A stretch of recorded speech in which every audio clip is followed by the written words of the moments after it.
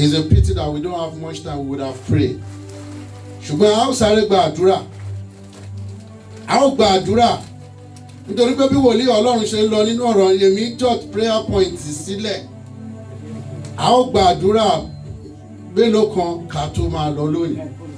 Ó porúkọ Jésù kó sáré sọ fún Ọlọ́run. Nínú wàásù yẹn ni mo ti rí pé èrò èmi àti ìrẹ́ kéré. Èrò wa ó kéré. Àṣé elérò kúkúrú ni wá. Most of the time our plan is just too little to what God is having for us. Ọ̀rọ̀ wa máa ń dàbí ẹni tí Ọlọ́run fẹ́ sọ di billionaire tó ń sáré ńlé lóònù 10,000 káàkiri báńkì ni. Ó porúkọ Jésù ó sọ fún Ọlọ́run. Ó sọ fún Ọlọ́run gbogbo ojú tó ń wò wá. Porúkọ Jésù jẹ́ ká jọ gba àdúrà fún wọ̀nba ìṣẹ́jú díẹ̀ yìí. Ó sọ fún Ọlọ́run pé Ọlọ́run Olúwa jẹ́ kí èrò rẹ wá sí ìmúṣẹ ní ayé mi. Nítorí pé most of the time tí èrò tiẹ̀ bá wá sí ìmúṣẹ ó lè dí ògo Ọlọ́run lọ́wọ́. Tó bá jẹ́ èrò rẹ mo rí nínú wàásù yẹn pé bí èrò rẹ bá wá sí ìmúṣẹ ó lè dí Ọlọ́run lọ́wọ́ ògo Ọlọ́run níbi tó ń lọ. Ìdí nìyẹn tó ní wàásù sọ pé ta ló lè dá ògo dúró, ta ló lè mú kí ènìyàn má dé èbúté májẹ̀mú fúnra rẹ̀ ènìyàn ni. Pé orúkọ Jésù kò sọ fún Ọlọ́run ìgbé Olúwa mo fi gbogbo rẹ̀ fún ọ jẹ́ kí èrò rẹ wá sí ìmúṣẹ nínú ayé mi. Àdúrà orúkọ Jésù agbára ẹ̀jẹ̀ Jésù àpáta ayérayé ọba àwọn ọba Ọlọ́run àwọn Ọlọ́run. Olúwa jẹ́ kí èrò rẹ wá sí ìmúṣẹ ní ayé mi. Ọlọ́run jẹ́ kí èrò rẹ wá sí ìmúṣẹ ní ayé mi. Olúwa jẹ́ kí èrò rẹ wá sí ìmúṣẹ ní ayé mi. Jésù Olúwa wa àmín àmín àmín ní orúkọ Jésù. A ó tún gba àdúrà lẹ́ẹ̀kan sí. Àṣẹ ní ọ̀pọ̀lọpọ̀ ọgbà fúnra rẹ̀ ènìyàn nígbà tá a bá ń ronú pé ogun ìdílé ogun ni àwa gangan lè jẹ́ ogun tó ń ja ayé ara wa. Ẹlòmíì kan tí Ọlọ́run fẹ́ kó ṣe ní kékeré yìí tó máa fi dèèyàn ńlá ṣùgbọ́n òun ńlá ló big process longer process lòun fẹ́ gbà láti débi tó lọ. Ọlọ́run ni ò dẹ̀ fẹ́ kó di wàhálà yìí. Probably God wants you to just all he wants you to be doing is to keep selling, just start selling water.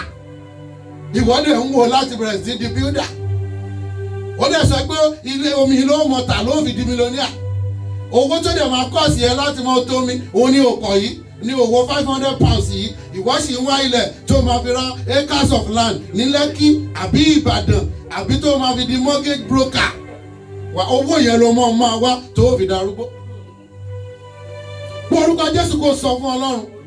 Trust me, that was a fantastic message and I've got a lot of prayer points. We haven't got the time. Ayé sì tún máa wà, ẹ̀kọ́ yẹn sì tún máa padà wá. Nítorí pé ọ̀pọ̀lọpọ̀ ibi tó dúró sí gangan báyìí. Mo relate lesson yẹn, lecture yẹn, mo related into so many things. Ọ̀pọ̀lọpọ̀ ó lè jẹ́ ilé ọkọ tó wà, wọn kọ́ wọn papọ̀ láti bímọ. Torí pé ó fẹ́ millionaire ló fà. Ó ṣàfẹ́ kan máa fi driver máa gbé òun káàkiri yóò dẹ̀ wá pẹ́ńbẹ̀. Ọ̀pọ̀lọpọ̀ ìyàwó tó máa làlágàn tó máa dẹni tó lọ́mọ òun lélẹ̀ probably you need to build up your wife ṣùgbọ́n òun wá ọmọ mínísítà kiri. Bẹ́ẹ̀ náà ló ṣe máa orúkọ Jésù kò sọ fún Ọlọ́run. Olúwa jẹ́ kí èrò rẹ wá sí ìmúṣẹ. Èrò mi ti fà mí sẹ́yìn. Èrò mi ó ti fà mí sẹ́yìn. Ẹni tó bá ń wàásù tàbí ẹni tó ń gbàdúrà tàbí wòlíì tí ò lè rí kankan láti fi ṣe ẹ̀sáǹpù nínú ayé ara ẹ̀ ọ̀rọ̀ ẹ̀ ò lè nítumọ̀. Kò lè nítumọ̀. You must have gone through something in life.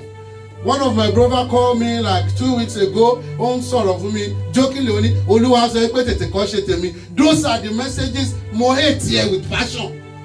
Mo máa ń wò pé tètè kọ́ ṣe tèmi yẹn. Do I need now to go and start living in the church? Amen. Àjẹ́ kó ní nǹkan gẹ́gẹ́ bí oníwàásù ó ní nǹkan tó yẹ kó o ṣe tó o tí ì ṣe tó o rò pé òun ṣe òun kọrin òun gbàdúrà o ò tí ì ṣe. Orúkọ Jésù kò sọ fún Ọlọ́run. Kìkì àdúrà tí mo fẹ́ kó gbà ni pé Olúwa lẹ́ẹ̀kan sí jẹ́ kí ìlérí rẹ fúnra rẹ kó wá sí ìmúṣẹ ní ayé mi. Àdúrà orúkọ Jésù. Orúkọ Jésù agbára ẹ̀jẹ̀ Jésù àpáta ayérayé ọba àwọn ọba Ọlọ́run àwọn Ọlọ́run. Olúwa jẹ́ kí ìlérí rẹ wá sí ìmúṣẹ ní ayé mi. jẹ́ kí èrò rẹ wá sí ìmúṣẹ.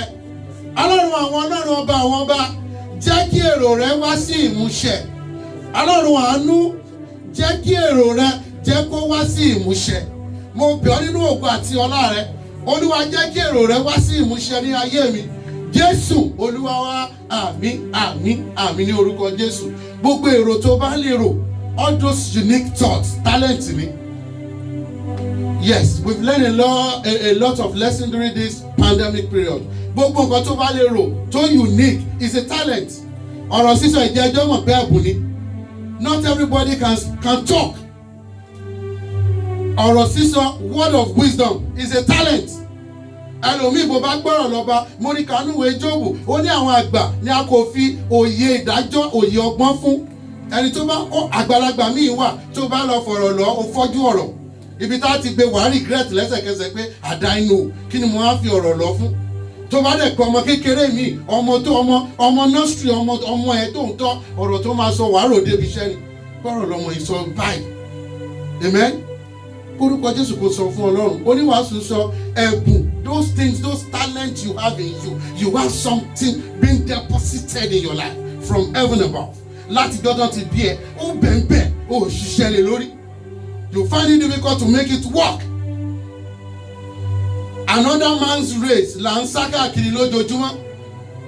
Because this one has this, òun náà ló máa lé mo fẹ́ ṣe irú business sí lágbájá ń ṣe. Ṣé Ọlọ́run ni kò ṣe? Ṣé o gbọ́ ohùn Olúwa pé kò ṣe? Orúkọ Jésù kò sọ fún Ọlọ́run. Olúwa jẹ́ kí ògo mi búyọ. Ògo tó fún mi ni o. Kò ń ṣe ògo borrowed glory. There are some borrowed glory. Ògo ológo tó fẹ́ yálò. Ọlọ́run pè é sí ṣọ́ọ̀ṣì pé kó o ṣiṣẹ́. Iṣẹ́ pọ̀ ní ṣọ́ọ̀ṣì. Bó ń gbálẹ̀ ní ṣọ́ọ̀ṣì, you are working in the vineyard. If you are serving the prophet, prophetess, you are working. You are doing something in the vineyard as well. Orúkọ Jésù kò sọ fún Ọlọ́run, Olúwa jẹ́ kí ògo mi jẹ́ kó búyọ. Jẹ́ kí ògo mi búyọ. Àdúrà ní orúkọ Jésù, orúkọ Jésù, agbára ẹ̀jẹ̀ Jésù, ọba àwọn ọba. Ọlọ́run àwọn ọlọ́run ọba tó pọ̀ nípa àti agbára. Jẹ́ kí ògo mi búyọ. Ọlọ́run àgbáyé jẹ́ kí ògo mi búyọ. Dárí, Olúwa jẹ́ ògo mi ó búyọ. Àpáta ìgbàlà, Olúwa jẹ́ kí ògo mi búyọ. Jẹ́ ògo mi ó búyọ.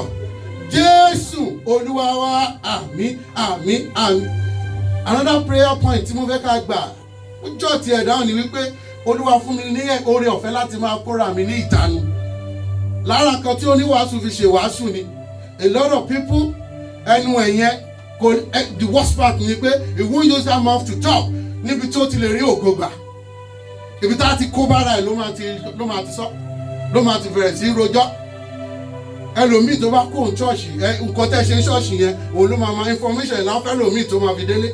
Àtinú bọ́ọ̀sì àtinú train. Bó ṣe kọ́ tí báyìí ló máa sọ, ẹ má bínú mo wọ ibi tí ò sí network ni. Ẹ má bínú mo wọ ibi tí ò sí network ni. Tó máa sọ information lọ. Orúkọ Jésù kò sọ fún Ọlọ́run. Olúwa fún mi ní oore ọ̀fẹ́ àti máa kó ẹnu mi ní ìjánu. Ọpín sọ́nà méjì bí oníwàásù ṣe sọ. Joseph lóòótọ́ ó rán àlàyé rẹ̀ fún àwọn ẹbí rẹ̀, kò mọ̀ pé ọ̀tá lòun, ṣùgbọ́n Ọlọ́run ti kọ́ bẹ́ẹ̀ pé láì jẹ́ kó rí bẹ́ẹ̀ kò ní débi ògo yẹn. It might not be so for you. Ó lè jẹ́ ibi tó máa ti fẹ́nu yẹn, àwọn ayé ìsìn wọ́n dẹ̀ burú, wọ́n lè má ta sóko ẹrú kó pa. Wọ́n dẹ̀ pa náà ògo yẹn. Orúkọ Jésù kò sọ fún Ọlọ́run. Olúwa fún mi lóore ọ̀fẹ́ láti máa kó ẹnu mi ní ìjánu. Àdúrà orúkọ Jésù, orúkọ Jésù, agbára ẹ̀jẹ̀ Jésù ọba àwọn ọba, Ọlọ́run àwọn ọlọ́run.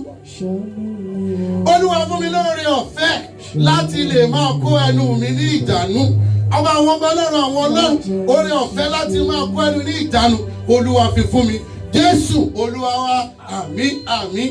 Another fantastic prayer point tí mo mú jáde ń bẹ̀ ni wípé àwọn ọ̀rọ̀ Joseph tí oníwàásù sọ yẹn, Ọlọ́run lo ọ̀tá rẹ̀, àwọn ọ̀tá ìdílé, ó lò wọ́n bí àtẹ̀gùn.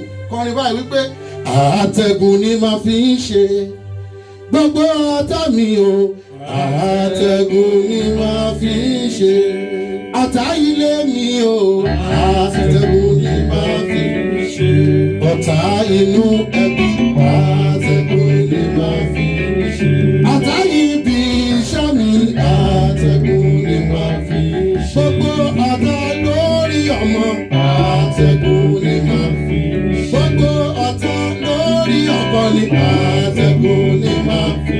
Gbogbo ọ̀tá lórí àyà, àtẹ̀gùn ni máa fi. Gbogbo ọ̀tá inú ìjọ, àtẹ̀gùn ni máa fi. Bí orúkọ Jésù kò sọ fún Ọlọ́run, Olúwa fi àwọn ọ̀tá mi sí àtẹ̀gùn fún mi. Torí pé Ọlọ́run lo ọ̀tá Jósẹ́fù láti ṣe àtẹ̀gùn fún. Bí orúkọ Jésù kò sọ fún Ọlọ́run, gbogbo àwọn ọ̀tá mi pátá tó ní má gòkè, tó ní ẹni pé bẹ̀rẹ̀ oníwàásù ti kọrin wípé ọ̀tá tó ní má gòkè, ọ̀tá tó ní má kọjá, ọ̀tá tó ní má lálùyọ, lórí rẹ̀ ni mo ṣàtìyẹ. Ọ̀tá tó ní má gòkè, ọ̀tá tó ní má kọjá, ọ̀tá tó ní má lálùyọ, lórí rẹ̀ ni ó gbà. Lórúkọ Jésù lẹ́ẹ̀kan la ó gbà. Ìgbà Olúwa, gbogbo ọ̀tá mi pátá, ẹnikẹ́ni èèyàn kẹ́yìn àgbì tàbí agbéjáde inú ìjọ ilé kíbi tó wù bó ti lè wá, Olúwa jẹ́ ni wọ́n ṣe àtẹ̀gùn. Àdúrà ní orúkọ Jésù. Orúkọ Jésù, agbára jẹ́ Jésù, ọba àwọn ọba, Ọlọ́run àwọn ọlọ́run. Olúwa jẹ́ fi àwọn ọ̀tá mi ṣe àtẹ̀gùn. Nínú ilé ni, nínú ìjọ ni, níbikíbi tó wù kí wọ́n lè wà, Olúwa fi wọ́n ṣe àtẹ̀gùn fún mi.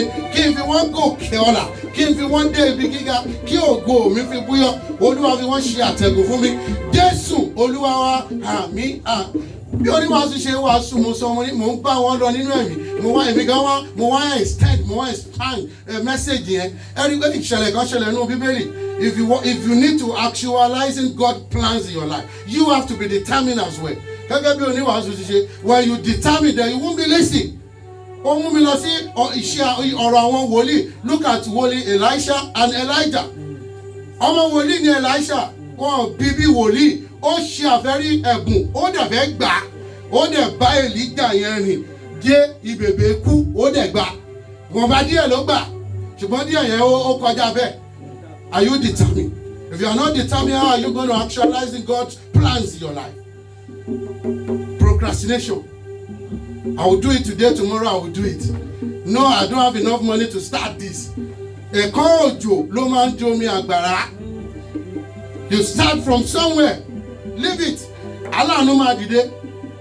Pé orúkọ Jésù kò sọ fún Ọlọ́run. Aláàánú tí ó mú mi gòkè. Aláàánú ni mo sọ tí ó mú mi gòkè.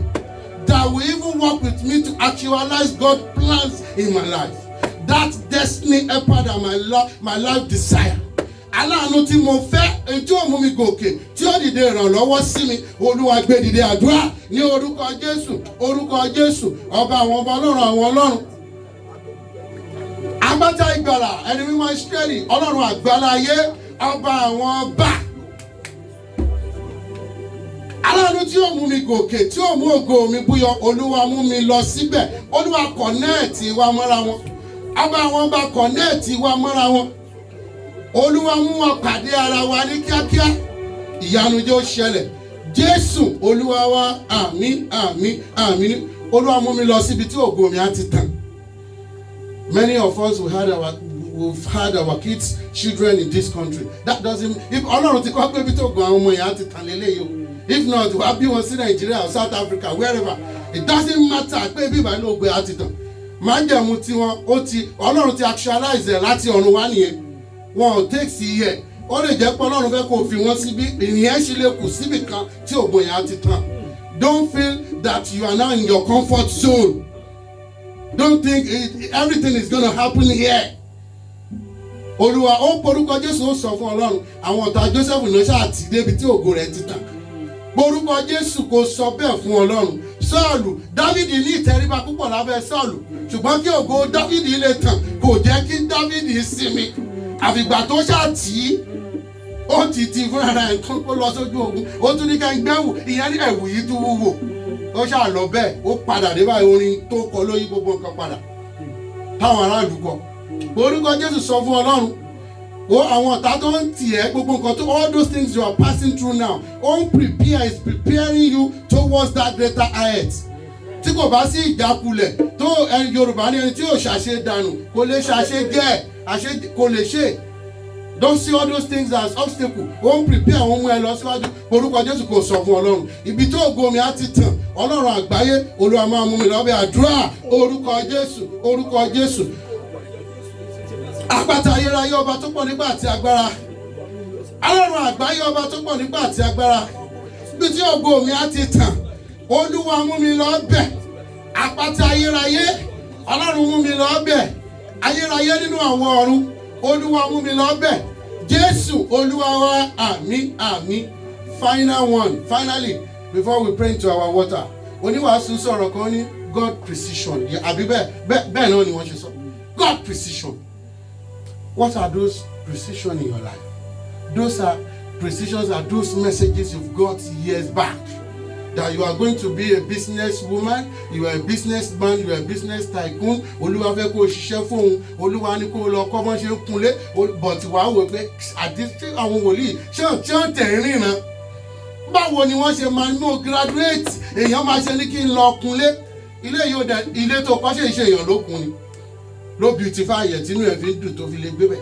And there are some people tó ń ṣiṣẹ́ yẹn ní high level tó jẹ́ pé ṣé ọ́fíìsì tó fẹ́ lọ ṣe yẹn owó tó ń gbà ò lè rí gbà. Those are God precision. N tí Ọlọ́run fẹ́ kó o ṣe tó o tẹ̀lé ṣé o tẹ̀lé wọn. God precision. Dúró má ṣe wàhálà. Dúró báyìí business ni àyànmọ́ ẹ̀. Nǹkan tá a fẹ́ kó o ṣe ni ó ríro. Business ò move nínú ìlú yìí kò sí báyìí fẹ́ ṣe kò sí kíní God precision. What is that precision in your life that God wants you to do that you have not been doing? Ó fà ọ́ sẹ́yìn, ó fi procrastination sí ilé ayé ọ̀pọ̀lọpọ̀ ènìyàn, ó sún ògo síwájú. Nítorí kó padà ṣe ló máa padà wá ṣe. Ẹ̀rù máa ń bà mí gbà mí tó bá sọ pé God wants you to work for him. Màá tún dúró, màá gbàdúrà pé Olúwa, àwọn tí ò máa dáhùn sí iṣẹ́ Olúwa, wọ́n máa padà dáhùn lọ́jọ́ ogbó tí wọ́n rérè ń bẹ̀ mọ́. Orúkọ Jésù kò sọ fún Ọlọ́run. Olúwa jẹ́ kí n lè tẹ̀lé ìtọ̀nà rẹ. I don't know how to say that in English. God help me to be able to follow your direction. God help me to be able to follow your direction. Torí pọ̀pọ̀lọpọ̀ ò tẹ̀lé ìtọ̀nà Olúwa lójú wà bákan náà títí dòní. Ohun yẹn náà ló yìí máa padà wá ṣiṣẹ́. Àti wá pé a ní àdá inú I would have started earlier on. Orúkọ Jésù kò lu àmájò pẹ́ kí n tẹ̀lé ìtọ̀nà rẹ. Olúwa má jẹ́ ó pẹ́. Máa sọ bẹ́ẹ̀ fún Ọlọ́run. Mọ́mí sọ bẹ́ẹ̀ fún Ọlọ́run. Bóyá ibì kan tó ìjókòó tó gbà yẹn ibẹ̀ ìkọ́ ló yẹ kó o wà. Ó wá ń fa ìdíwọ́ àti ìdènà. Olúwa fún mi lóore ọ̀fẹ́ láti lè tẹ̀lé ìtọ̀nà rẹ. Àwọn ọmọ tó ti mislead ń kọ́. Ọmọ sọ pé nǹkan báyìí ló ń fẹ́ ṣe. Ó sọ pé nǹkan báyìí ni ó bàbá ẹ fẹ́ kó o ṣe lọ́ọ̀ yẹn ìwọ ò ráyè ṣe. So therefore ọmọ ẹ gbọ́dọ̀ ṣe. Ṣé bàbá ẹ ló bí ni? Ṣé bàbá ẹ ló bí? Yes, ọ̀pọ̀lọpọ̀ ọmọ láti wrong direction náà push wọn síbẹ̀. IT ni mo fẹ́ kó lọ ṣe. Ọlọ́run dẹ̀ fẹ́ kó ọmọ ṣe medicine kó ṣe. Wàá máa tì í kiri. Ẹ wá fi full stop sí ìgbésí ayé àwọn ọmọ ọlọ́mọ. Wá sọ fún Ọlọ́run, Olúwa kọ́ mi láti máa tẹ̀lé ìtọ̀nà rẹ. God teach me how to follow your direction. Àpáta ayérayé Olúwa kọ́ mi láti tẹ̀lé ìtọ̀nà rẹ Ọlọ́run. Má jẹ́ ìṣìnà mọ́ Ọlọ́run àgbáyé. Má jẹ́ ìṣìnà mọ́ Ọlọ́run. Jésù Olúwa wa, àmín àmín. Jésù ní ìbálòpọ̀ ọkọ, ẹ má ṣe jẹ́ ká fòyà. Olùtọ́kọ̀ wá ní Jésù, ẹ má ṣe jẹ́ ká fòyà. Ẹ má ṣe bẹ̀rù àgbọ̀ngbò ayọ̀ nítorí Jésù tó ga ọ̀kan. Kò sí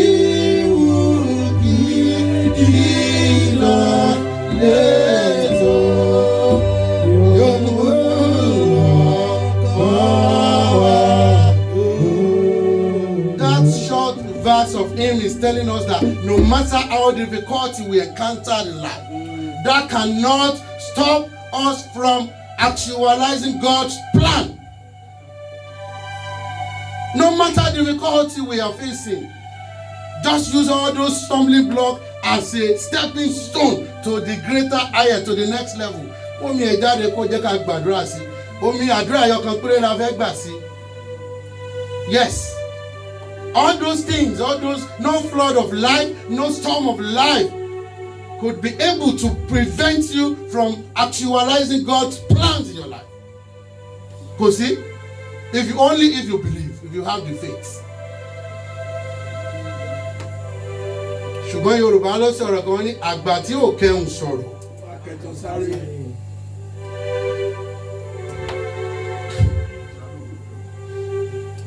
Bí orúkọ Jésù kò sọ fún Ọlọ́run, kò sí àtúnwé asán kan. Ọlọ́run tí a pè gan tó ń dáhùn, àwọn èèyàn míì wá ní àpè dáhùn. Ọlọ́run tó pè tó mọ̀ pé accident gan wà wájú tí wọ́n mọ̀ tó ti sáré pa ọmọ kó tó débẹ̀. Ó pè gan ó ń dáhùn fáwọn tó bá nífẹ̀ẹ́ rẹ̀. Láìpẹ́ ó ń dáhùn tí ó ń pè lójú oorun ni. Nígbà táwọn ọ̀tá tó kógun dé tó ń kó ọkọ̀ kó gbẹ̀dẹ̀ tó dẹ̀ dí pẹ̀lú wọn, ìwọ tó ti sùn lọ. Ìwọ tẹ́ pé òun lálàá, ìwọ tó dé Jẹ̀bú rí tán bí ẹ sí London tó òun lálàá ìlú yín Jẹ̀bú tó ti rìn jìnnà. Ọlọ́run tá a pè tó ń dáhùn ni ó ní agbára púpọ̀. Omi ìṣàgbàdúrà sísọ fún Ọlọ́run. Olúwa sọ omi, Olúwa dá ẹ̀jẹ̀ Jésù pẹ̀lú omi. Gbogbo ohun tí mo bá lò fún ni kó máa ṣiṣẹ́ fún. Tí èmi lágbájá ọmọ lágbájá bá ti wá mu omi yìí o, gbogbo àwọn èso tó ti ara mi jáde, ohun gbogbo tó ń bí àtúnṣe ní ìrìn àjò ayé wọn àti omi ara àti ẹ̀jẹ̀ ara, Olúwa máa bá mi túnṣe ṣáàdùn omi agbára. Àdúrà orúkọ Jésù, agbára ẹ̀jẹ̀ Jésù, àpáta ayérayé ọba àwọn ọba Ọlọ́run àwọn Ọlọ́run. Àpáta ìgbàlà Olúwa sọ́dọ̀ omi agbára ọba tó pọ̀ nípa àti agbára ayérayé nínú àwọn ọ̀run. Jẹ́ kí ìyanu kó ṣẹlẹ̀ sọ́dọ̀ omi agbára. Olúwa jẹ́wọ́ agbára rẹ̀ dáwọ́lé. Gbogbo èso tó bá ti ara mi jáde tí wọ́n bá mu omi yọ Ọlọ́run. Ohun tó ń fi àtúnṣe ní ara wọn, Olúwa máa túnṣe. Ohun tó ń fi àtúnṣe ní ara mi náà, Olúwa máa túnṣe. Ọba àwọn ọba, Olúwa dáwọ́lé mi kí ìyanu kó ṣẹlẹ̀. Jésù Olúwa wa, àmín, àmín, àmín. Olúwa mo gbọ́ pé irọ́ rọ̀ ojú òbùkún kiri. Ìtura fún àkàrà ojú náà sórí mi. Ọlọ́run o, àlè mi, Ọlọ́run, àlè mi, rọ̀ ojú náà sórí mi. Gbogbo ojú tó ń wò wá àti etí tó ń gbọ́ wa níbikíbi tẹ́ ti ń wò wá àti ibikíbi tẹ́ ti ń gbọ́ wa káàkiri gbogbo àgbáyé. Bí wọ́n tún ti sọ̀rọ̀, actualizing God's plans in your life. O ò lè ṣe, o ti gbìyànjú, o ò lè ṣe. Ní orúkọ Jésù, ẹ̀mí tí ó bọ́ ọ ṣe yanjú, ẹ̀mí tí ó gbé ọ débi gíga tó ń lọ, ẹ̀mí tí ó jẹ́ kí gbogbo ìlérí Ọlọ́run kó wá sí ìmúṣẹ láti wákàtí tó ń wò mí kó bẹ̀rẹ̀ sí bọ́ ọ ṣiṣẹ́ ní orúkọ Jésù. Mo sọ pẹ̀lú agbára tí ń bẹ nínú ìjọ ọdún àgùntàn. Bíbélì ṣáà sọ fún mi, òní tó bá jẹ́ nípa ti ṣe ọwọ́ mi ní ẹ̀pá ní àṣẹ fún mi. Mo pa àṣẹ ọ̀rọ̀ jáde o pé gbogbo ojú tó ń wò mí àti gbogbo ọmọ ìjọ Redeem kò ṣeun tì pátápátá níbi báyìí nílé lóko lọ́nà ọjà níbikíbi tó wù ká wà káàkiri gbogbo àgbáyé. Gbogbo tó ń dènà wa, èyí tí ò jẹ́ kí ìfẹ́ Ọlọ́run kó wá sí ìmúṣẹ, èyí tí ò jẹ́ kí promise ìlérí Olúwa kó wá sí ìmúṣẹ, èyí tí ò jẹ́ kí a rí ògo lò, èyí tó dènà ògo wa ní orúkọ Jésù. Gbogbo ẹ̀mí ìbẹ̀rù, gbogbo ẹ̀mí ọ̀lẹ ní orúkọ Jésù. Ọba àwọn ọba Ọlọ́run àwọn Ọlọ́run, orúkọ Jésù, ọ̀run kó mú kúrò nínú ayé wa.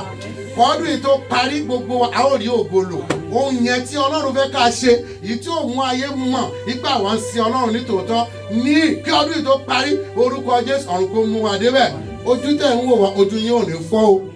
Ọ̀run kó gbàdúrà fún gbogbo wa. Gbẹ̀mí àwọn wòlíì, Jésù agbára wa, àmín, àmín, àmín ní orúkọ Jésù.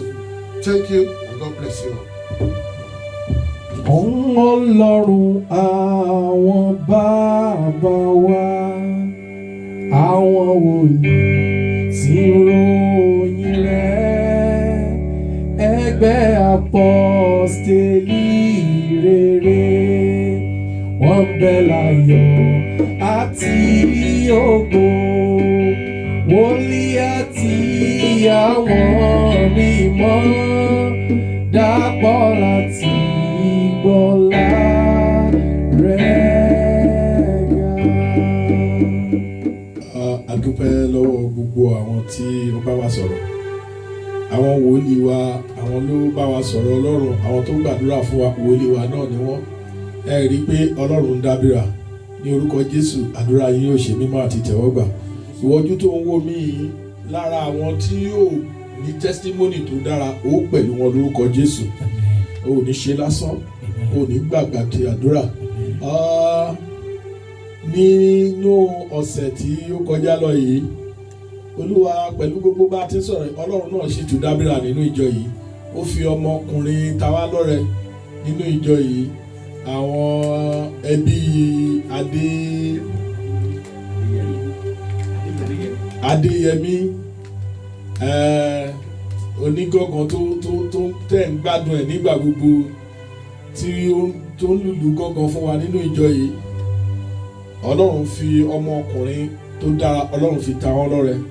Nítorí náà èmi àti ìrẹ́ ìwọ tó ń wò mí, mo fẹ́ ká jọ kí hallelujah mẹ́sàn-án sí Ọlọ́run alààyè.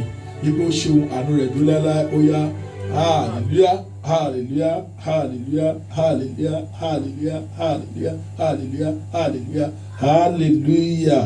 Ògo ni forúkọ rẹ̀ lókè ọ̀run. Kò sátúnwé asán mọ́. Lágbára Ọlọ́run ní ìwòyí ọ̀sẹ̀ tó ń bọ̀, ẹ tún bá wa pàdé. And ní Thursday náà again,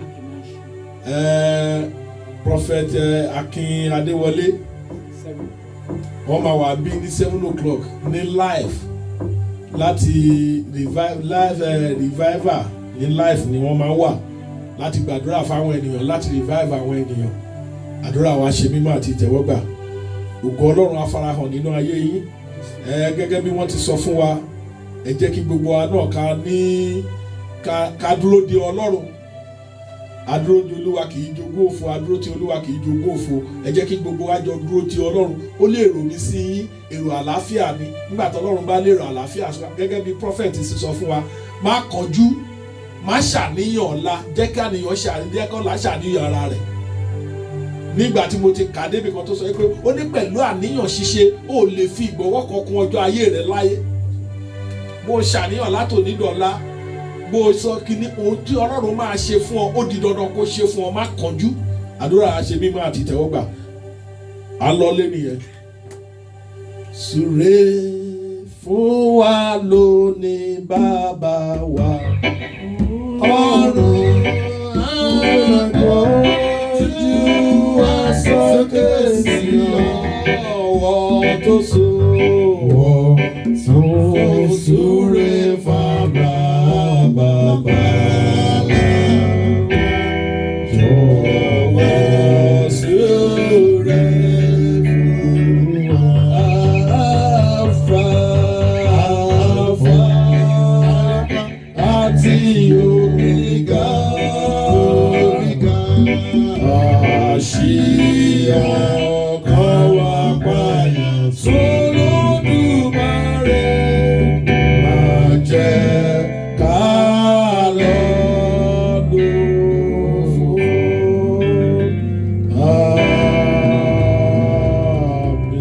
Àmín. Oore ọ̀fẹ́ Jésù Kristi Olúwa wa, ìfẹ́ mọ́ ti Ọlọ́run, ìdàpọ̀ àwọn ènìyàn mímọ́ kó sọ̀kalẹ̀ bí àdàbà, kó gba àdúrà yín, kó dúró tì yín, kó ṣẹ́gun fún yín. Nínú ọ̀sẹ̀ yìí, ìrètí ń bẹ níbẹ̀ kó tẹ̀ yín lọ́wọ́. Ẹ ní ṣe lásán, ẹ ní gbàgbà ti àdúrà, àkóbá àdàbà kò ní jẹ́ ti yín. Oore ọ̀fẹ́ Ọlọ́run yóò máa bá yín lọ láti sìn lọ àti títí láéláé. Àmín, àmín, àmín lórúkọ Jésù.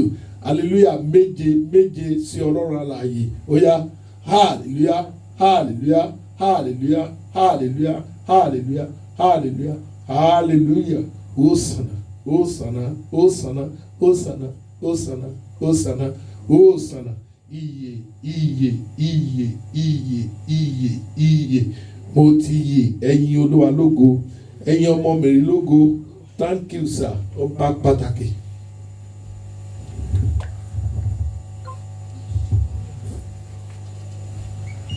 Ẹ máa yí lo orin owó gbà. Orin ìdáwó ìgbà.